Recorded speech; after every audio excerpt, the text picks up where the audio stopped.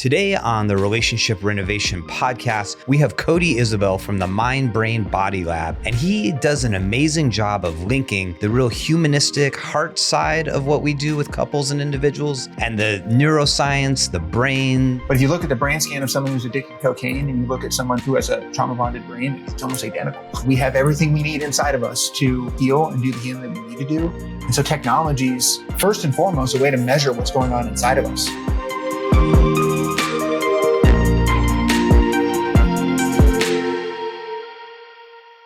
Hello, all, and welcome to the Relationship Renovation podcast. I'm Tarah Kerwin. And my name is EJ Kerwin. And today we are interviewing Cody Isabel. He's the founder of the Mind, Brain, Body Labs. He's an entrepreneur in the AI and mental health space. And this is really neat. He's bridging technology and human experience and finding innovative ways to heal complex PTSD. And this sounds really amazing. He's the co-founder of My Companion, which is a 24/7 conversational AI, which supports those with complex PTSD. So welcome Cody. That was a mouthful, man. I appreciate it. Thanks so much for having me. Pumped to be here.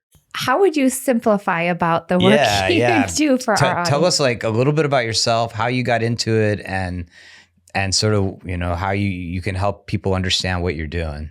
Sure. Yeah. So my background is in brain science. So my degree is in cognitive behavioral neuroscience. And then I'm trained in IFS psychotherapy, which we were just talking about before we hopped on here. So that's kind of the two lenses that I attack most things with. And then I do a lot of work with what I call anxious achievers. So like the high achieving type A people that want to achieve everything and want to save the world and want to grind and want to work to death. But they sacrifice their mental emotional health a lot of the times. And they have some really, really common patterns like high functioning anxiety, they're in toxic relationships, their sleep's messed up. Like there's just a lot of common patterns that group faces. And a lot of them don't realize that achieving is oftentimes like a trauma response or tied to some type of big T or little c trauma. So that's the kind of group that I work on with all the different problems that they face. And then I really love to measure those things. And so that's one of the biggest things when I look at mental health and mental health care a lot of the times is you break your bone and you can get an x-ray. And it's like your bone is objectively broken. But you could go to 5, 6, 7 different therapists and get different diagnoses and different thoughts. And it's more subjective. But the nervous system, which is where my most extensive training is can be objective. And so it's like, how can we start to create some objective measurements of mental and emotional health? And so with all of my clients, I'm using Whoop devices or Oura rings or Apple watches or got all sorts of devices on me to help them measure their mental and emotional health. So I think that's one of the best ways to look at it. What do you think drove you to work with that particular group, like high achieving, anxiety, complex PTSD? Do tell. Personal if that's experience. Okay. I am one myself. I'm a few steps ahead on my own healing journey on that exact thing. But I know I know all the things because I live that myself. So for sure, lived experience. Wow. We always love having guests on our show that have created what you've created from their own suffering. It's, EJ and I's story, why we created this. And so we just feel super grateful to have you on. And, we see a lot of trauma at our center. We see a lot of complex PTSD showing up with whether it's in individuals or just in the relationship itself. And a common thing we hear, and I don't even think if couples or clients know what it means, but it's like trauma bonding. They're like, yeah, we're in a trauma bond. And I'm like, well, help me understand that. So I would love to hear from you, what is the definition in your eyes, in your work, in your profession? What is trauma bonding? The first half is neuroscience. So it's an addiction. Which people are like, wait, what? But if you look at the brain scan of someone who's addicted to cocaine and you look at someone who has a trauma bonded brain, it's almost identical. So prefrontal cortex is turned down, your amygdala is turned up, your hippocampus starts to shrink. It's wild. There's something called your HPA axis.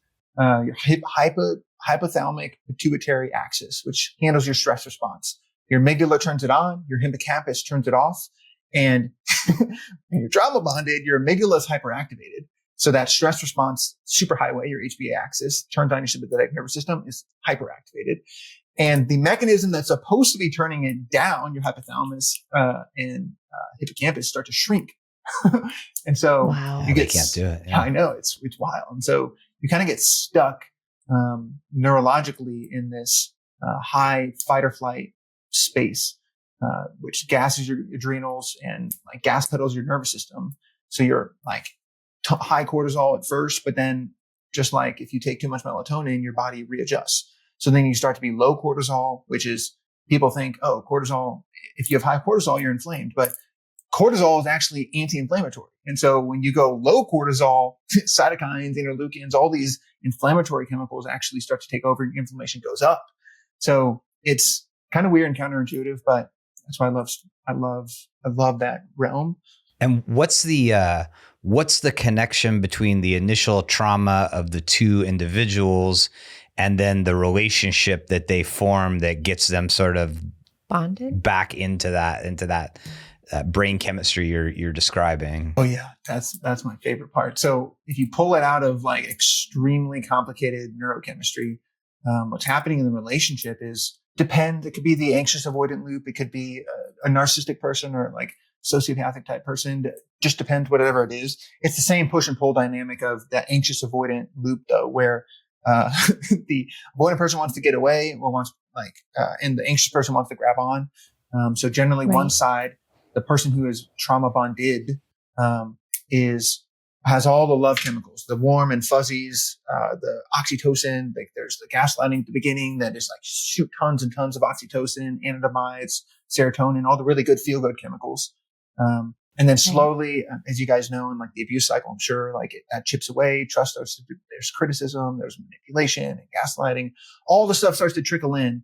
And eventually it's to where it's overt emotional abuse, physical abuse, like whatever type of abuse it is, which then is increasing the cortisol and the epinephrine and the adrenaline. But then, and this is the mind blowing part of a trauma bond, is that there's that cortisol and all the stress chemicals and stuff. But then there's the makeup, like whether it's like the gifts or let's go on a trip or I'm so sorry. Like it starts small, but then it's even big, or even worse would be like the makeup sex or different things like that. Because that releases oxytocin and serotonin and dopamine. And oxytocin has a funny way of actually erasing old memories, negative memories. And so you've got the oxytocin at the top. There's dopamine that's laid down because dopamine's like, I want oxytocin again. Then you get back into a stress state because this is the cycle, right? It's positive to negative, high highs and low lows. So in the low lows, there's cortisol and all of the stress. And so more dopamine is laid down to say, we don't want to go towards that. So let's remember that. And then you get to the oxytocin and you forget the negative stuff. And dopamine is like, we will want more oxytocin. And you get stuck in this cycle, this intermittent reinforcement cycle. That's all brain chemistry and is the same thing as addiction.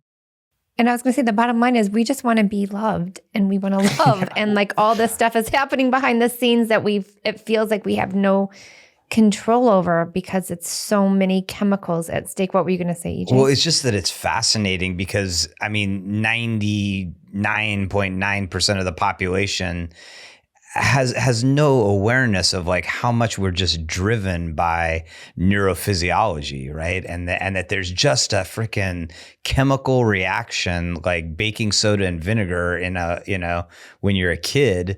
It's just happening in a much, much, much more complex way that keeps you in these loops, right? And they think that like, if I just break up with this person, or if I just really love this guy the way that he needs to be loved, like they think it's something much more like humanistic than really you can just be trapped in chemistry for your entire life if you're not careful. 100%. So here's what I'm thinking, because I know that's the first part of it, right? Was that I feel like you're the mad scientist of like central nervous system trauma. Like we always call Dr. Stan Tatkin the mad scientist couples, but you are like truly the mad scientist. But so I'm thinking now, shame, the feelings of shame, and is this where IFS starts to come in for you? Or I don't want to like assume that. Oh, that's And can we real quick, because we've thrown IFS out and there's a lot of people that listen that don't, internal family systems. Can you just give us like a layman's, hey, this is what internal family systems is? Oh yeah, sure. So internal family systems is attachment theory turned inward. And one of the biggest concepts in IFS is that we're made of parts. So people may have heard of parts work and things like that, but there's this theory of multiplicity that they talk about in IFS where we are made of many parts. So instead of saying Cody is anxious, IFS would say a part of me is anxious, or a part of me feels shame, or a part of me is a people pleaser, instead of pathologizing and say I have anxiety. And so it separates out me being anxiety or having it and it being a part of me.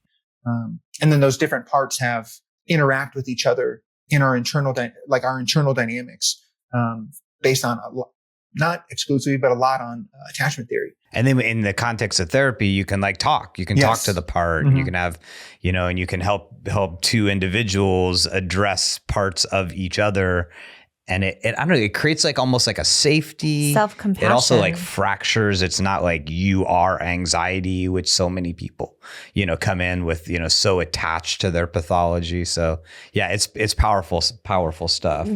We have a daughter who's diagnosed with OCD, and she'll be like, I'm OCD, Mom. And we're always like, there's a part of you that. Well, she has an amazing therapist who she has completely separated it from herself, remarkably in a short amount of time. But when she was just identified with that, I can see that whole pathology part of it. And, seeing her just blossom, knowing that it was just a part of her was so empowering. So yeah, I do love internal family systems work. And it brings self-compassion to all your parts.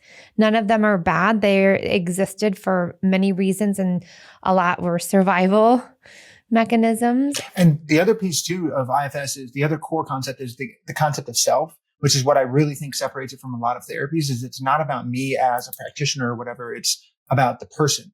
And their self can heal them.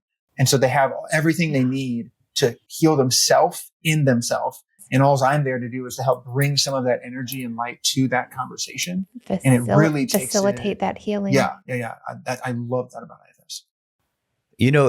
This has got to be one of your strengths. Is so many of the people I've talked to over the years who are really more on the brain science side, that they're not connected to the humanistic side. And it sounds like IFS for you has been a way to kind of bring those two things together. I'm interested in just around getting to know you a little bit better as well is, you could have gone the pharmacology route, but you went the technology route. Why do you think you chose that way of approaching this?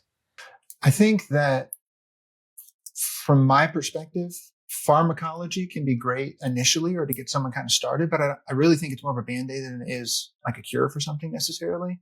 I work a lot with anxiety. So I see a lot of benzodiazepines and things like that, specifically. Right. And so from my perspective, I really think that, again, we have everything we need inside of us to heal and do the healing that we need to do.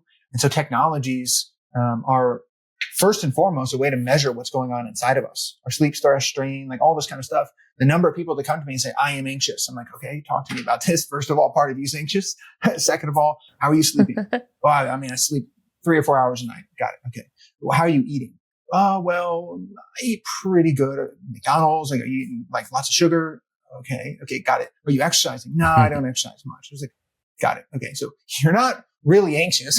Your body budget's out of whack. And if they had a way to measure that, a lot of the time you can really you can do so much with regulating sleep, exercise, sleep, nutrition, social connection, play, and stress reduction. And that your nervous system sits in your body. And if your body becomes a toxic wasteland because your body budget's messed up, guess what? Your nervous system is sitting in a toxic wasteland. So that's kind of why I went the tech route. Cody, I have to, because when I get goosebumps, I'm like, I have to share this because it's you're becoming an expert on your own body, to believe in your own body instead of anything external. 100%. How empowering, the whole self, literally. I want all the tools. EJ. Well, because all those tools are really just ways to gather better data about yourself, which is interesting in the context of couples counseling and of individual counseling, that, it's really an insight-based process. And I see where you're saying is like, I went into like, let's gather this freaking data about this complex machine that I filter through my consciousness. Right. And it's got to be, I mean, you must be helping people a lot. So we got a context for who you are, which is fascinating. We could stick in just a broad conversation for a while, but I know, Tarah, there's like a topic you really want to address with Cody. Well, I think, when I think of trauma, when I think of complex PTSD, and then I think of trauma bonding, I've worked with a lot of individuals and couples where this is, and in my own life where it can, like being in that flight, fight, freeze, fawn place all the time, and just that adrenal gland fatigue and like that sense of powerlessness that things can never get better. And talk therapy can really only do so much. Then you've got your trauma modalities. And I think when I started to like research you, like everything just made so much sense around the two pieces together. And so I was just curious, like how you work with others to help them like have hope again, I guess. Like my clients specifically? Yeah. Yeah, for sure. A lot of the times, again, it's after an abusive relationship. And generally I'm working with people who don't have time to heal because they're, again, what a term I call anxious achievers, like those type A, like super, super busy people. But so they're coming after an abusive relationship and they are generally in a trauma bond of some kind. Whether it's, surprise, surprise, trauma bonds can last for many, many years. So it could have been a divorce that happened 10 years ago. And they're still trauma bonded a little bit. But generally I'm helping them activate, turn down get out of that freeze mode and re-regulate their nervous system first and foremost. And then start to do some of like the deeper like parts work and IFS and trauma, like all that kind of stuff. But the first step. How do you do the initial? Yeah, I was going to ask. Sorry, I don't mean to interrupt. No, it's okay. No, I get it. The first step is external safety. Like this, for you guys are therapists too. This is not rocket science, right? But a nervous system that is in stress and in an environment, if you're at war, your nervous system is going to stay hyperactivated. Okay. So, I mean, that's just bottom line. So external safety is the first step, and something that I call, enrollment. A lot of the times people, if you can just imagine like yourself as a square and it's like 1.0 version of you, then you start going to like a coach or therapy or something and you become a circle and it's 1.5 version of you, right? If we were software. However, your external environment is still a bunch of squares. Okay. And so what happens to a lot of people is they get to this 1.0, 1.5 version of themselves, and their environment, the people, places, and things around them are still these squares. And your environment, like if you just look at behavioral neuroscience, your environment above anything else is the biggest predictor of your behavior, your feelings, your thoughts, your actions, your beliefs, all, like everything. And so people keep those squares around them, and then it drags them back down to their 1.0 version and turns them back to a square. And so getting their external environment figured out is like the number one thing. First and foremost, obviously going no contact, like getting out of the abusive relationship. If it means getting out of, I'm not here to say it's easy. I've had people that need to move states. Like I've had people like it, and I get it sucks. Like, but it is what it is, and your nervous system needs what it needs. And so going no contact is the first one, but then getting healthy people, places, and things around you, and going to the people that you want to keep in your life and saying, hey, this is the new me. These are things I'm trying to beat. I have people pleasing tendencies. When you ask me 4 times about the same thing and I have to say no 4 times, it eats away at me. I can't do that anymore. I'm trying to become something new. Are you down to hop on that train? And if they are, awesome. You turn them into a circle. If not, they stay a square. And at least for the time being, they can't be in your life because you are more important. Like you've got to pour into your own cup. And so enrollment, external safety is the first step, for sure. So that you're in a safe space externally, then internal safety. So that felt sense of safety, which could be anything from literally like EMDR has the literal internal safe space. I love building those. Having a, regulation tools. Like I don't know, I use like shifts, like breathing tools and all sorts of things to regulate your nervous system. Those are a great way to build internal safety. Starting to name parts is a great way to build internal safety from my perspective. Those two things in unison start to activate your parasympathetic nervous system, and get you out of that freeze, like frozen state. and start moving back to your sympathetic state, which can be scary at first. Because to get back to like a rest and digest state, a true rest and digest state, you have to go back through your sympathetic nervous system. And so helping people through that part of it by naming their parts and helping them regulate and trying to do some of that stuff would be kind of the next step. And then we're really into parts work. And I'm usually working with what IFS calls a polarization. So with the trauma bond, there's a part that wants to love them and wants to be with them and thinks they can fix it and thinks it'll all be okay and just wants to call them. That's one part of them. And then there's a part of them that's like, no, this sucked. I hate that. I don't ever want to go back. Like, screw that person. And working with those parts. And then there's usually a third part of the stool, from my perspective, that's like a figure it outer or a thinker. That's like, okay, which one of these two should I do? Should I go that way or that way? Right. And they just stay stuck in this triangle.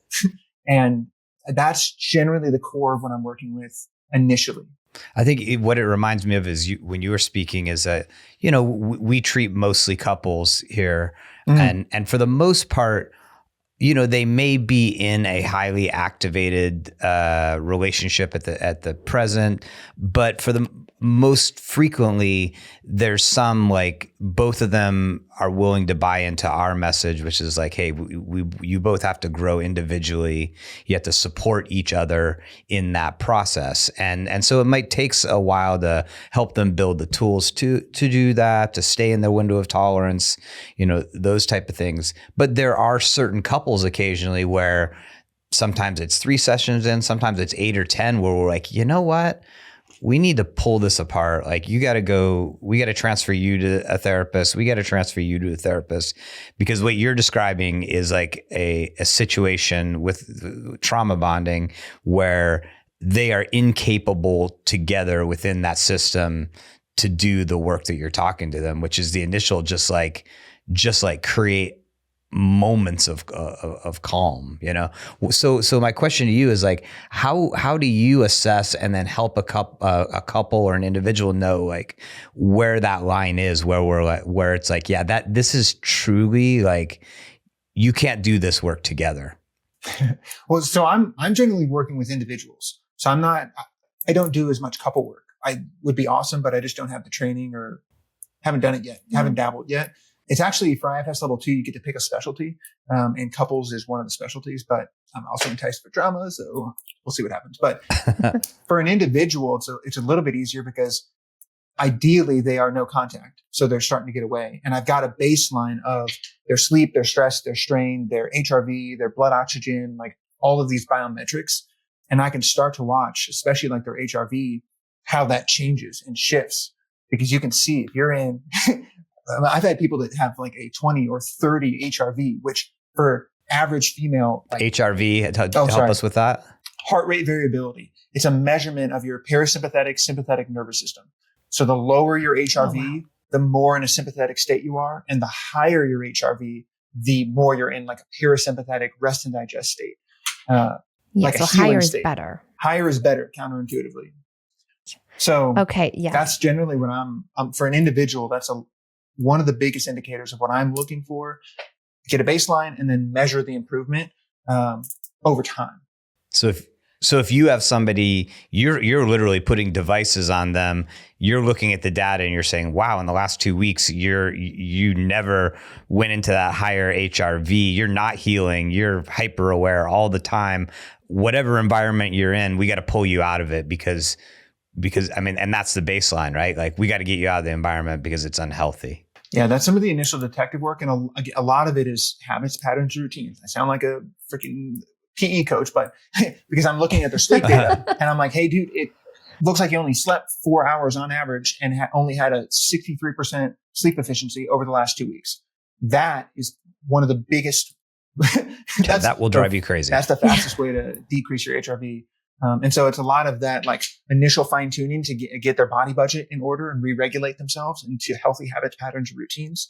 And that is a huge chunk of safety and tolerance that comes into their system after that. So can I ask you, so I, again, just like working with clients or even like in my own life at times, like with that high anxiety or like constant fight, fight, freeze, wine, alcohol, like, whew, that just takes it down a notch.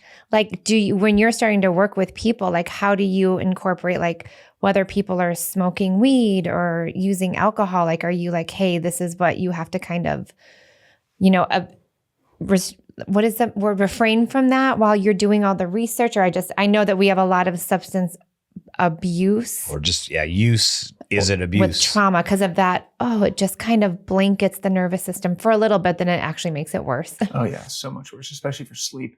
I meet people where they're at. I personally haven't drank for like 6 years. I don't drink. I mean, it shrinks your brain and doesn't do anything good for you. Like I just, I'm not there myself. So I don't do that. I've smoked weed in the past, but I don't anymore.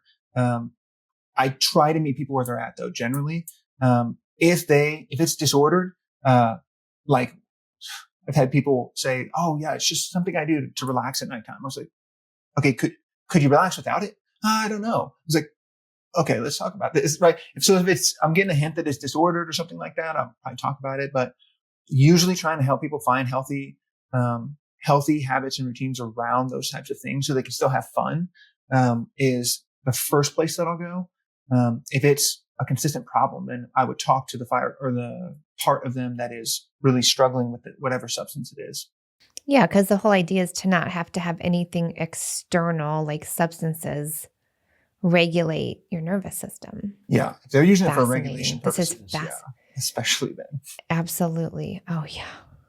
Well, a big part of your, I guess if I'm going. Go ahead. You're going to totally nerd out. I gotta know. I just got to know, like, you're integrating AI. I mean, that's like every field right now, whether it's, just copywriting to obviously brain science. Like, what's the AI integration that you're exploring? Yeah, so twofold is one half is the data. These devices put out so much data, there's no way I could analyze it myself. Like I'm not. So in analyzing data, that's a big piece of it. Helping us understand trends, helping understand different things people could be trying to do and things like that. And recognizing patterns. One day I'd love to get to like predictive, but not there yet. That'd be awesome. The other half is my companion. So in having conversations, I'm sure you guys are aware of this, but we're with our clients 1 hour a week and there's thousands of hours in a week.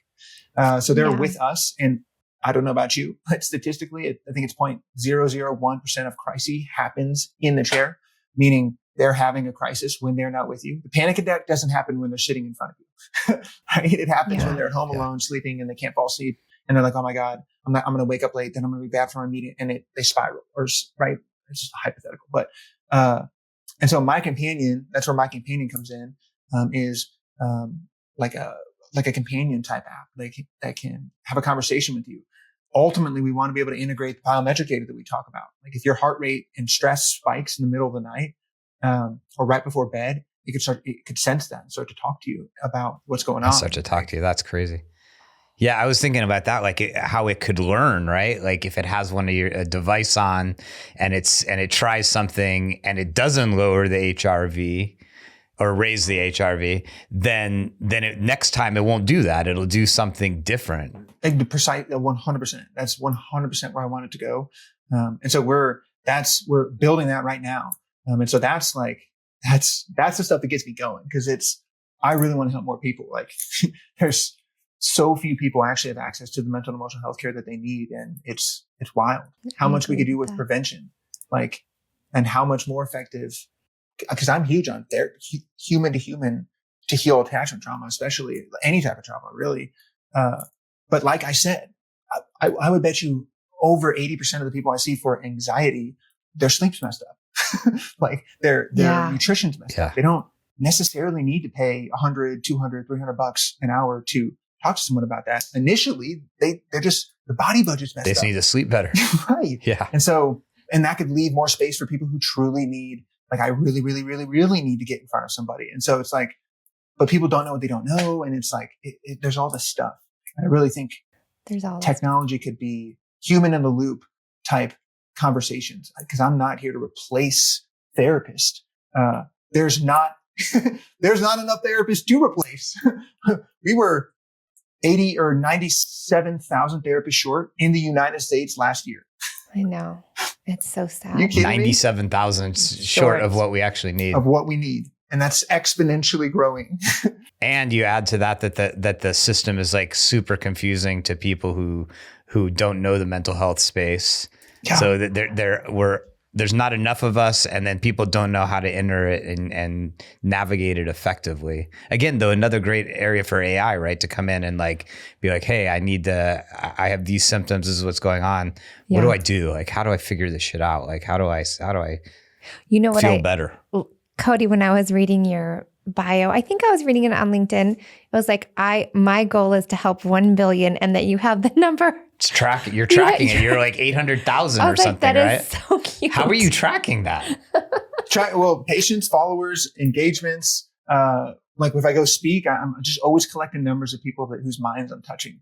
I love that. That's the biggest. So what, on a personal level, what impact has this had on your relationships? Oh my goodness. Because did you say you're married or you got a girlfriend, or what was? Girlfriend. Yeah. So I've got a girlfriend now. It's been a year. So I was in, abusive relationship, just being straight up, like definitely abusive, not healthy relationship, for probably 3 years, a little bit over.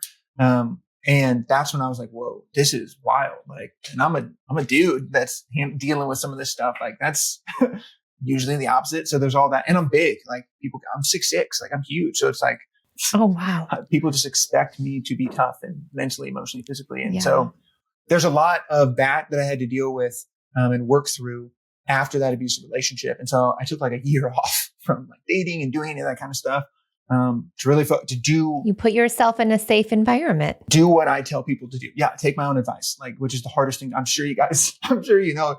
We know. Cody, we know. How many times? Hard to take the medicine, easy to give the medicine. 100%. And so that's what I did. A couple therapists, a coach, to help me through and do the healing I needed to do, and really start to attack some of the things. Just, I'm not in like I don't blame people for what they're at, and I don't blame myself for being in an abusive relationship, but still I'm curious, like, okay, well, what parts of mine were driving me and keeping me in that relationship?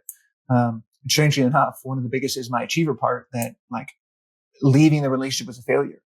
Like I got to fix it. Precisely. Yeah. So that was a big one. Which leads to codependency and anxious attachment and all these different things that I had to work through, myself before I could talk to other people about it. And that was a lot of the work that I was doing, is working with the parts of myself.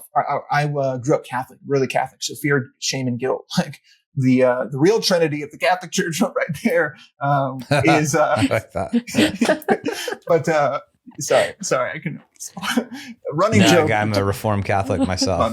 My man, I feel you know that. But those I know. patterns, for IFS's terms would be exiles in me, are ones that I've really had to work with, and feeling like I'm in trouble, or I can't articulate my feelings and thoughts, or what I want, or my boundaries. Like I had to really look and attack those types of things, figure out what healthy masculinity is, and really find really healthy masculine mentors that help me kind of understand what that looks like in a healthy dynamic, because there's so much out there for young guys right now. It's just like, dude, what do I listen to? A big one for me was like, I am inherently flawed. You know, the concept of original sin was like very, at least when I was young, that was a big thing in the Catholic Church, is like, you were born flawed.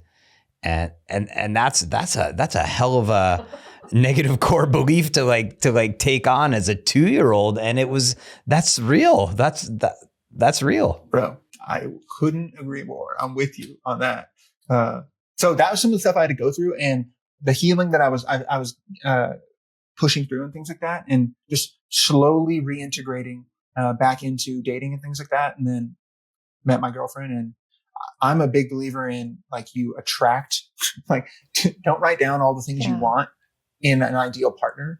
Become the partner you want to find, and that partner will show up at your doorstep. And that couldn't be more true for me and my story. So that's a lot of what I've been. Become the partner you want to find. Oh, I love that. First of all, like, I'm just so excited that we get to meet you and interview you, and for all of this amazing just work you do with trauma, with the central nervous system, with the IFS, with the part stuff. Like, how did you know Well, what kind of technology do you use when you're seeing a client? I hear the heart rate thing and the sleep stuff, but like, what are some of the things? Yeah, it's a Whoop device, which is this little bracelet that I'm wearing right here. Apple Watch. You can use an Apple Watch. Those are honestly the two most common ones I use. Anything that can integrate with Apple Health, really, and which is most smart devices at this point. Oura Ring is one that I use some. That's the main stuff that I'm looking at right now. Have they gotten a lot better as far as helping the sort of normal consumer know what to do with the data? Because like I had a Whoop it was like 4 years ago.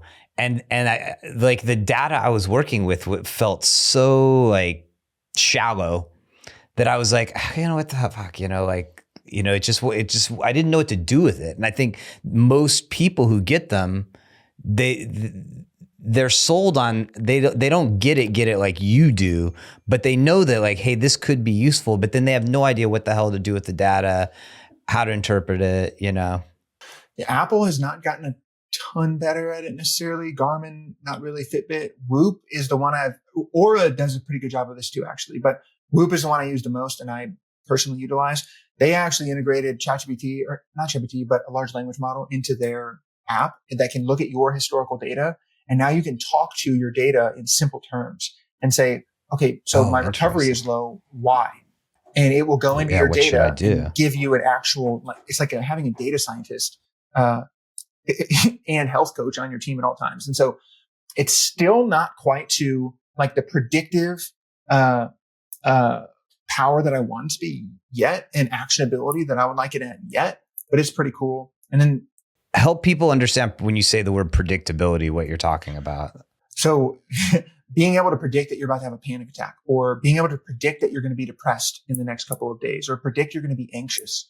The app or the technology I use for that, and they've got this down to like 95% accuracy, is 6. I freaking love them so much.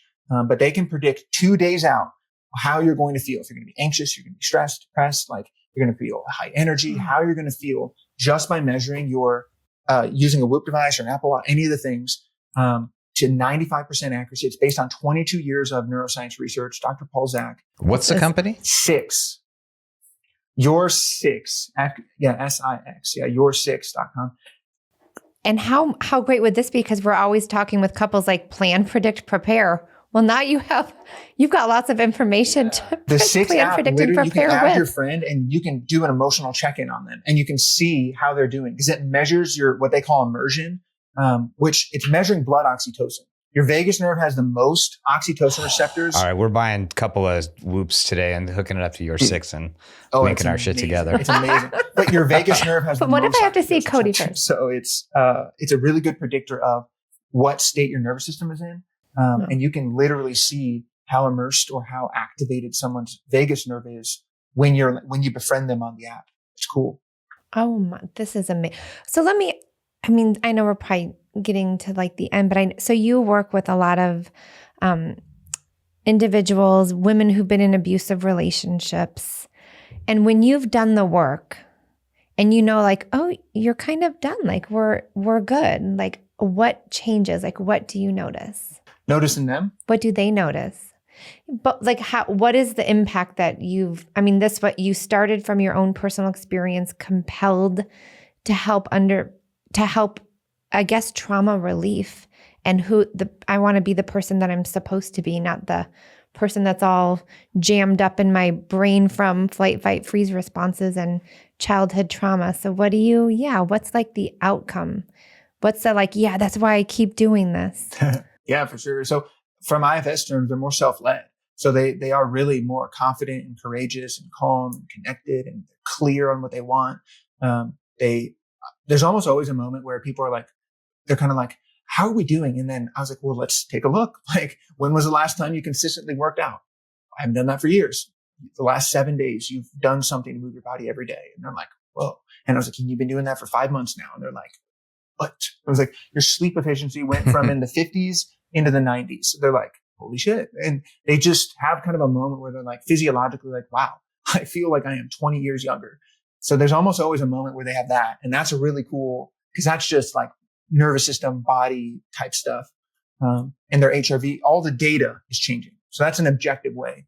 And then they start to just say things like, yeah, I would have never been able to. My mom was criticizing me for something over the holidays. And I just, that part of me didn't feel like it needed to be triggered. For some reason, I just understood that a part of her was coming at me and I just wanted to love her. And I was just like, hell yeah, that's awesome. And so it's just less irritable or less triggerable, I would say. And then oftentimes towards the end of what I'm doing is I'm some type of transition into dating or healthy relationships again. And so sometimes I get to see the part where they're getting back into dating and they're starting to understand, oh, boring doesn't mean it's not healthy or it's not cool. It means that it's probably a securely attached human that I'm talking to. And so working with them on that. Both of us are lucky enough that we've been in the mental health field a while. And if you don't see it, right when they're with you, getting a message out of nowhere 15 years later that this individual you worked with is like, God, I just got married and I have a kid, or I'm so happy. And it meant, the time I spent with you changed you. It's just like that whole idea of like, what we're doing is reverberating. Like, I love that thing you said that, and I like that actionable billion people. Like, that's a lot of reverberation into this world that you're creating. And so that's like wicked cool. And we need the healing. Yeah. We need the healing. And I've just got to say one thing it's personal, because I've done a ton of trauma work and EMDR and ketamine and DBR. And I feel like, I notice it, right? Like maybe we were on a podcast and I didn't even recognize, but I'm like, oh my gosh, I don't really have like these exaggerated startle responses anymore. And I didn't know. But the one thing I don't have that I feel like I'm still missing is all of the information, like my biological, like that biofeedback. It's the one thing that no therapist I've worked with has done or measured. So I think that's like a huge, like I will be following up for myself around this. We're ordering a couple of whoops and getting this going. Hell yeah. Maybe with Cody's guidance. But I would say, like, for a lot of people who, right, do go through trauma work, but this is like a huge part of it. Because I'm sitting here like, I've done so much work for so many years. Like, and I've never, I don't know what my little nerve, vagal, oxytocin, anything's doing. I don't know how great at sleep I am. I mean, all this stuff. So I'm just like, I feel like you've opened my eyes to such a different area. So well, I'm imagining like, because, we work so much about like trying to create new systems, like around code word and helping people understand their window of tolerance. I'm imagining like two people wearing these devices where like when they're out of their window of tolerance, they're notified. And there's some sort of like, like cue, like go to different rooms. Yes. And then they have things that they can do, whether it's breathing or whatever, to get themselves back in. And if you, or an AI there to talk them through a cognitive behavioral or a somatic relaxation. And then if they do that, then eventually they because they have the data, their unconscious is going to start to tell them to do it on their own. Like then eventually they don't need to get the buzz because they just notice, oh, this is what it feels like an hour before I go out of my window of tolerance or 5 minutes. Regulation. I mean, this is really powerful tools, right? Because you're right. We can't be with our clients 24/7. No, right. Yeah. No, but a freaking what kind of therapist would we be? But a ring, Uri or whatever, a ring can be with them all the time. Yeah, it's awesome. And you can even, there's little pendants and things you can wear now that can this is a little bit Big Brother for some people, but we'll get there when security gets better, but can monitor, can listen to all of your conversations and stuff and could start to pick up like different patterns in your speech that would indicate stress or anxiety or different things, or even the 4 horsemen, like criticism, stonewalling, like those types of patterns in conversations with couples. And it can like exist in like a closed AI where your data isn't being shared. We'll get to there. 100%. This is fascinating. Yeah. People don't know that. That's what's so interesting. I mean, it's just like that whole thing has just exploded in like 18 months.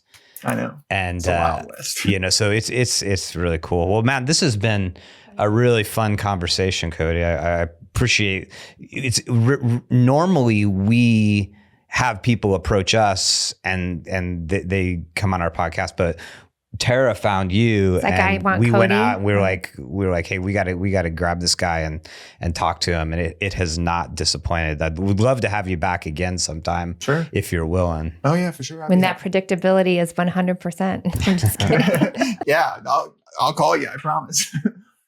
Cool. Well, if somebody's just wants to learn more about you, or they want to just plug into your ideas more so, can you just help our audience know how to connect with you? Yeah, it's just Mind Brain Body Lab on any social media platform, or my email is cody@mindbrainbodylab.com. So anywhere you could search Mind Brain Body Lab, you will find me. Mind, brain, body. Well, Cody, again, thank you for just like all of the work that you're putting into this to help at least 1 billion people. I have no doubt in my mind that you will definitely have that impact on the world. So thank you for your humanness, and for taking your suffering and turning it into this beautiful gift to the world. Heck yeah. Thank you guys so much for having me. And thank you guys for the work that you guys are doing too. The world's a better place because you guys are in it. So thank you so much. Oh, thank Thanks, you. Cody. So thank you, Cody. Thank you, listeners. And as always, take care of yourself, take care of each other. Bye-bye. Bye.